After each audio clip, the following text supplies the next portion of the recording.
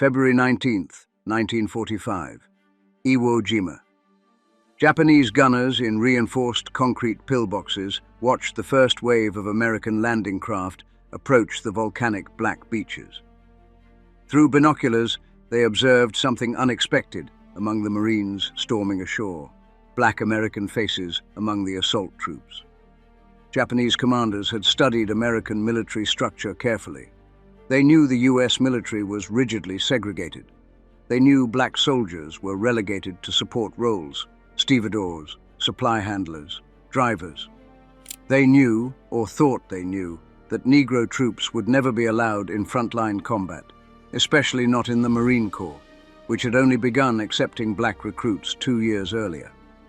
What Japanese defenders didn't know was that the very segregation they'd observed had created a desperate situation. Black Marines, trained as ammunition handlers and depot companies, were about to become combat troops out of sheer necessity. The battle for Iwo Jima would require every man who could hold a rifle, regardless of the color line the Marine Corps had drawn. Over the next 36 days, Black Marines would fight, die, and prove their combat capability on one of the Pacific War's bloodiest battlefields. They would serve in roles they'd been systematically denied, under fire that didn't discriminate, proving that courage under fire has nothing to do with skin color. This is the story of how Black Marines broke barriers on Iwo Jima's beaches, not by choice, but by necessity, and how their service challenged assumptions on both sides of the battle. Subscribe to the channel and leave a comment telling me where you're watching from. These are the stories that reveal the truth about who fought and died for America.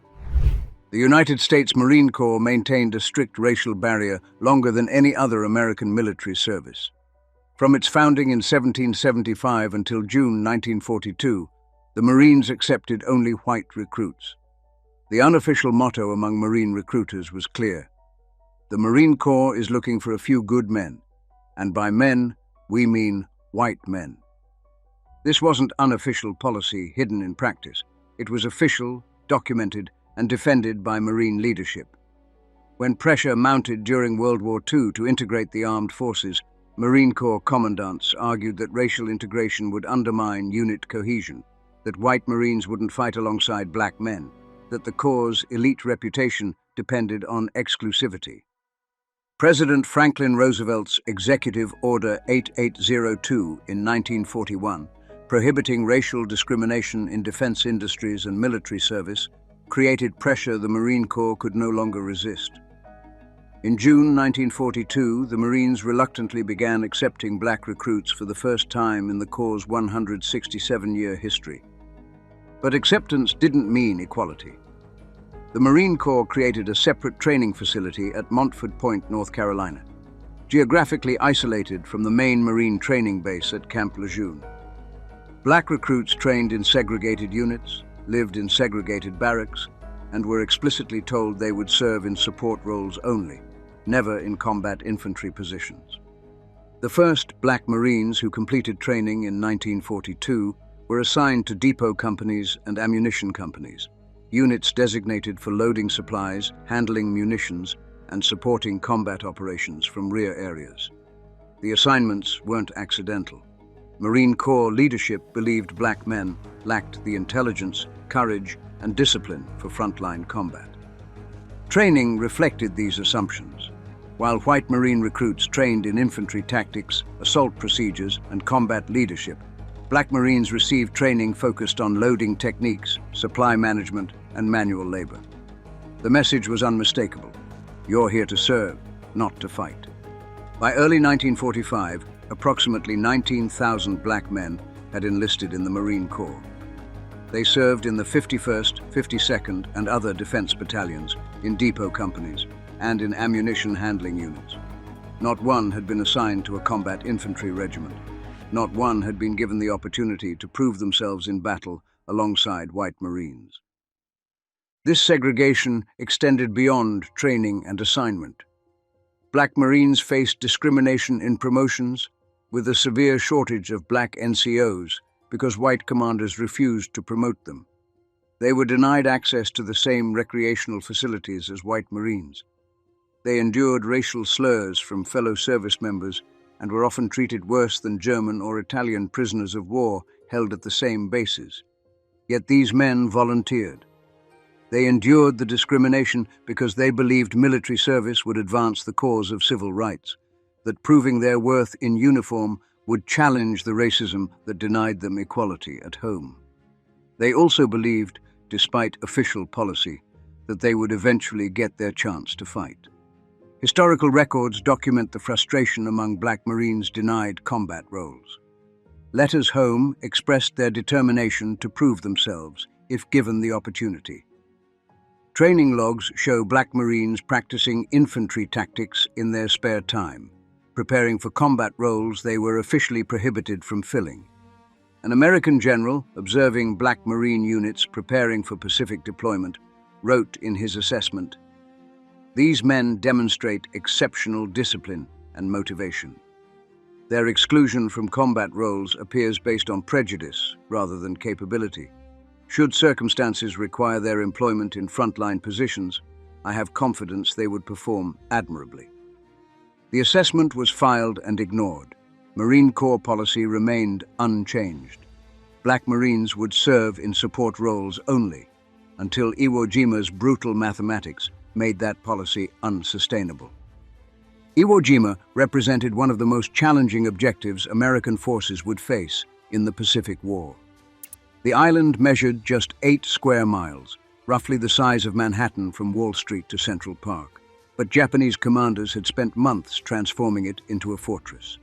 Lieutenant General Tadamichi Kuribayashi commanded the Japanese defense, and he'd studied American amphibious tactics carefully. He knew the U.S. typically won beach assaults through overwhelming firepower and rapid inland advance. Kuribayashi designed his defense to neutralize both advantages. Rather than defending at the waterline where naval gunfire could destroy them, Japanese troops dug into the island's interior. They constructed 11 miles of underground tunnels connecting over 1,500 fortified positions. Concrete pillboxes with walls up to 3 feet thick housed machine guns and artillery. Cave complexes carved into Mount Suribachi's volcanic rock created firing positions that were nearly impossible to destroy. Kuribayashi had 21,000 troops under his command: Marines, naval infantry, and army units. He gave them explicit orders. "Every man will resist until the end, making his position his tomb. We will defend this island with our lives and inflict maximum casualties on the Americans before their inevitable victory." American intelligence underestimated the challenge. Pre-invasion assessments predicted the island would be secured in 5 days. Naval bombardment would soften defenses. Marines would land, push inland, and overwhelm the outnumbered Japanese garrison quickly. These predictions ignored the reality of Kuribayashi's defenses and the determination of Japanese troops to fight to the death. They also ignored the mathematical reality of casualties. American planners estimated 50% casualties among assault troops, meaning half of all Marines landing on Iwo Jima would be killed or wounded. This casualty rate created a logistics problem that would eventually involve Black Marines in ways military planners hadn't anticipated. Iwo Jima required constant resupply of ammunition, food, water, medical supplies, and equipment. The volcanic sand beaches made vehicle movement difficult. Supplies had to be manually unloaded from landing craft, moved across beaches, and transported to frontline units, all under Japanese artillery fire. The 8th Marine Field Depot, the 33rd, 34th, and 36th Marine Depot Companies, and the 8th Ammunition Company, all Black Marine units, were assigned to support operations. Their mission: keep supplies flowing to combat troops regardless of enemy fire, beach conditions, or casualties. What planners didn't account for was that support operations on Iwo Jima would mean operating in a combat zone where the distinction between frontline and rear area didn't exist. The entire island was a battlefield. Every position was within range of Japanese artillery. Supply personnel would face the same dangers as infantry and would need to fight back when attacked. Japanese intelligence, meanwhile, observed American preparations and noted the presence of Negro troops in support units. Japanese commanders understood American racial segregation from propaganda materials and intelligence reports. They assumed, based on American military structure, that black troops would remain in rear areas and wouldn't pose a combat threat. A Japanese intelligence assessment captured after the battle stated, "American Negro units assigned to labor and supply duties. These formations not trained for combat operations. Focused defensive fire on white infantry units, which represent primary threat." This assumption would prove as flawed as the American belief that 5 days would be sufficient to capture Iwo Jima. At 0900 hours on February 19, 1945, the first wave of Marines hit the beaches. Volcanic black sand made footing treacherous. Landing craft struggled to reach shore as waves pushed them sideways. Marines jumped into water, waded through surf, and encountered terrain unlike anything they'd trained for. The volcanic sand wasn't like normal beach sand. Boots sank 6 inches with every step. Wheeled vehicles became stuck immediately. Tracked vehicles struggled. The steep terraces rising from the waterline created natural barriers that channeled Marines into predetermined killing zones. For the first hour, Japanese defenders held their fire. American commanders, accustomed to immediate resistance on Pacific beaches, found the silence unnerving.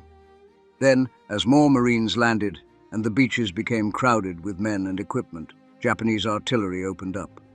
Mortars and artillery shells rained down on beaches packed with Marines. Machine gun fire from hidden positions swept landing zones. The casualties predicted in planning estimates began accumulating with terrifying speed. Within hours, wounded men covered beach aid stations. Dead Marines lay where they'd fallen, waiting for burial details that couldn't keep pace with the killing. The supply situation became critical immediately. Combat units advancing inland needed constant ammunition resupply. Artillery batteries firing in support consumed shells faster than landing craft could deliver them. Medical units required plasma, bandages, and morphine. Every necessity had to cross those beaches under fire. This was where Black Marines entered the battle in force.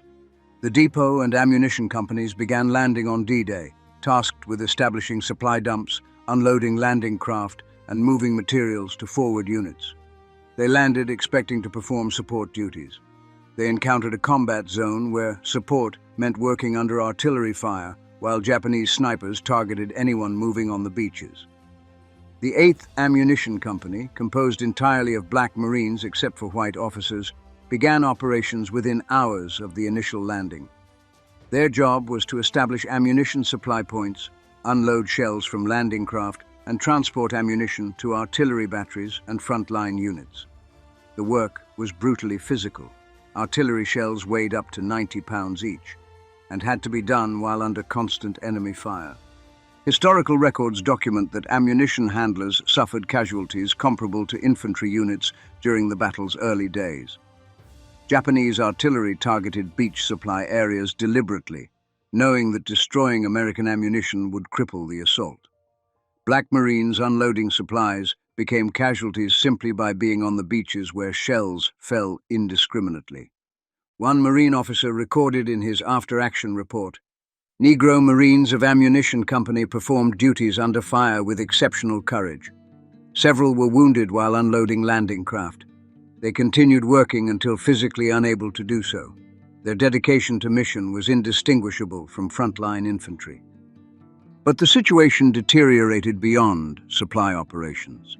As casualties mounted among infantry units, the distinction between combat and support roles began to blur. Black Marines assigned to depot companies found themselves manning defensive positions when Japanese counterattacks threatened supply areas. Ammunition handlers picked up rifles to defend supply dumps when infiltrators attempted sabotage.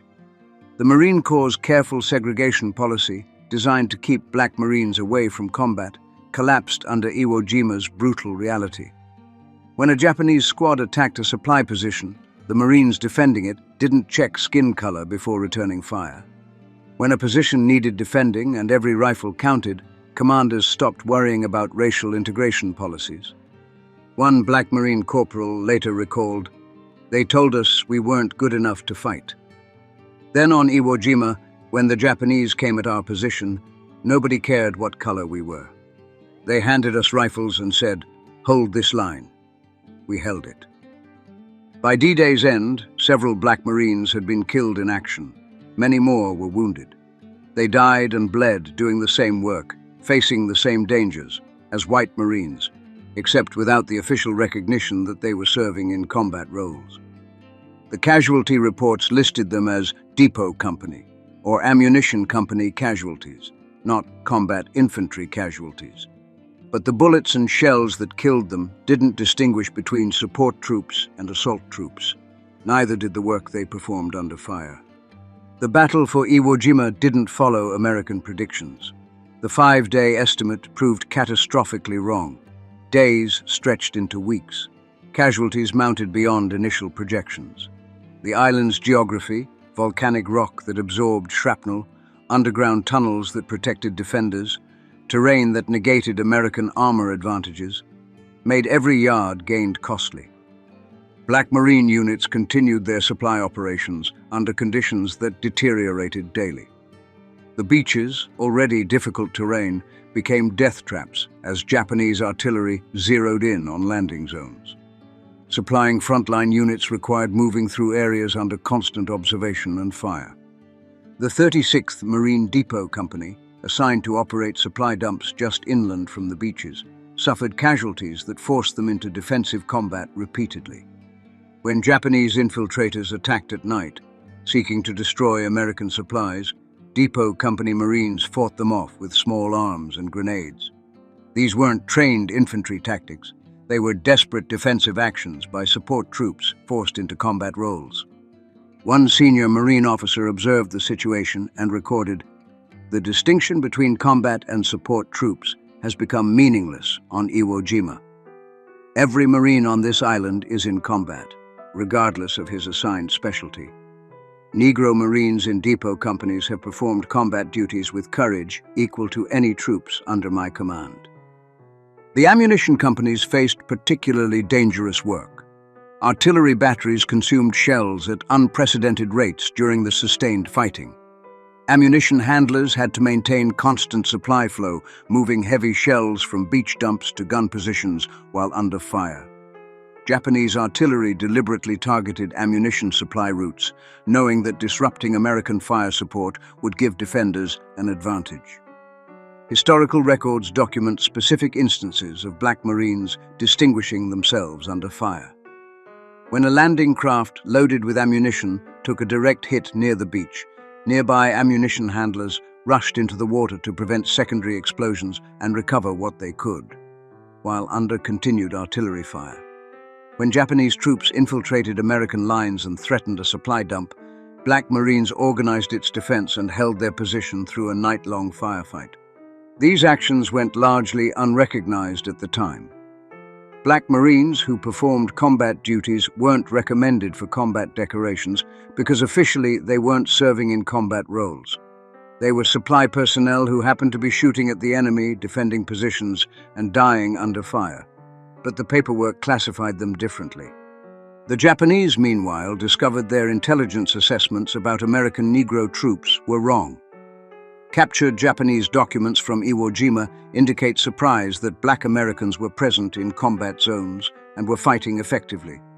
One captured diary from a Japanese soldier noted, "Negro American troops observed fighting near supply areas." Previous intelligence indicated these troops were non-combatants. They fight as aggressively as white Americans. By the battle's third week, several Black Marines had been killed in action and dozens more wounded. The casualty rate among ammunition and depot companies approached that of some infantry units, reflecting the reality that on Iwo Jima, everyone was in combat, regardless of official designation.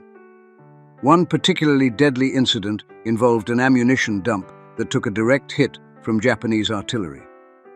The resulting explosion killed or wounded over a dozen Marines, most of them black ammunition handlers who'd been working to resupply frontline artillery.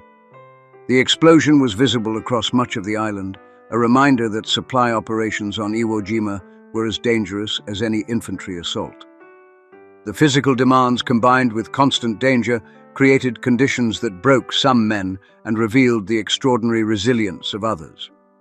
Black Marines continued working 12-hour shifts, sometimes longer, moving supplies under fire, defending positions when attacked, and maintaining the logistics that allowed the battle to continue.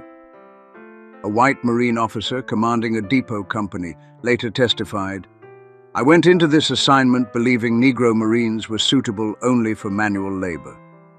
After Iwo Jima, I know I was completely wrong. The men under my command performed as well as any Marines I've served with. Several deserve combat decorations they'll never receive because of how the Marine Corps classifies their units." The battle for Iwo Jima officially ended on March 26, 1945, 36 days after the initial landing. American casualties totaled 26,000, including nearly 7,000 killed. Almost every Marine who landed on Iwo Jima was either killed or wounded, making it proportionally the costliest battle in Marine Corps history. Among those casualties were Black Marines, whose service challenged the segregation policies that had tried to keep them out of combat. Exact casualty figures for Black Marines on Iwo Jima remain incomplete in historical records, partly because they were listed under depot and ammunition companies rather than combat units. But available documentation indicates at least several dozen were killed or wounded. More significantly, their service under fire demonstrated that the Marine Corps' racial segregation policy was based on prejudice rather than military necessity. Black Marines had performed combat duties when required. They'd defended positions, fought off attacks, and continued working under fire that would have justified any soldier seeking cover. They'd done everything asked of them, except receive recognition for it. The official Marine Corps history of Iwo Jima, published shortly after the war, barely mentioned Black Marines' presence on the island. Combat narratives focused on infantry regiment actions. Supply operations received minimal coverage. The contribution of depot and ammunition companies, the unglamorous but essential logistics work that made the battle possible, was largely omitted. This omission wasn't accidental. The Marine Corps, still deeply segregated in 1945, wasn't eager to publicize that Black Marines had served effectively in combat roles. Doing so would undermine the justification for continued segregation. If Black Marines could fight effectively on Iwo Jima, why shouldn't they be allowed in infantry units? The question was too dangerous to answer, so the service was simply not discussed. Some individual recognition occurred. A few Black Marines received letters of commendation from commanding officers.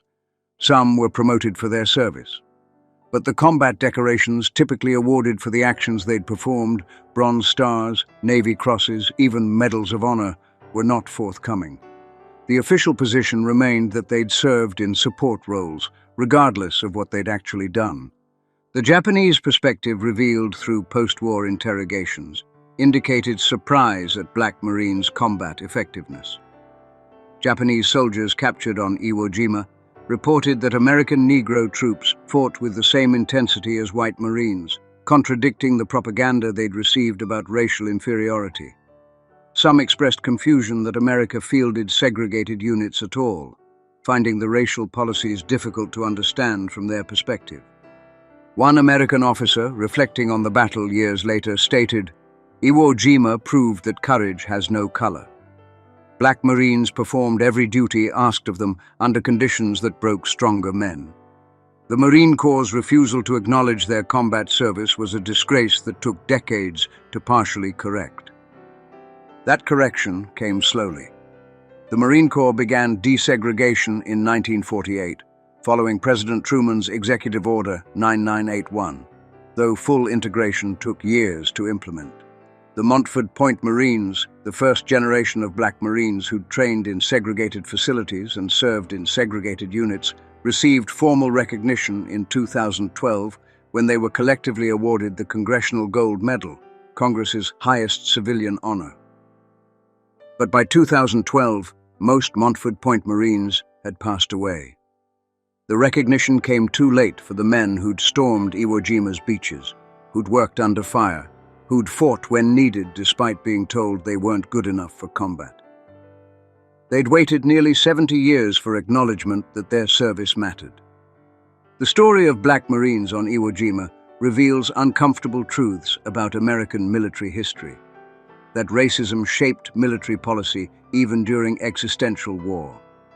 That Black Americans volunteered to serve a country that denied them equal rights. That military necessity eventually forced changes that justice alone couldn't achieve. That recognition, when it finally came, arrived generations too late. The Japanese troops who expected only white Marines to storm Iwo Jima learned otherwise.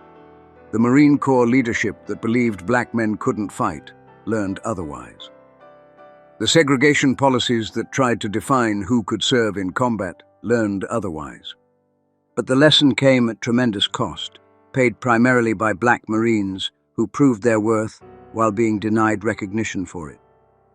They fought not just Japanese defenders, but also the racism of their own service. They won both battles, though recognition of that victory took 7 decades to arrive. Their service on Iwo Jima's volcanic beaches, under fire that didn't distinguish by race, performing duties they'd been told they weren't qualified for, stands as testimony to courage that transcends the prejudices that tried to deny it. The Japanese never expected Black Marines to storm Iwo Jima. The Marine Corps never intended for them to serve in combat roles. Reality had different plans than either side expected, and Black Marines met that reality with courage equal to any troops in American military history, whether or not the official histories acknowledged it.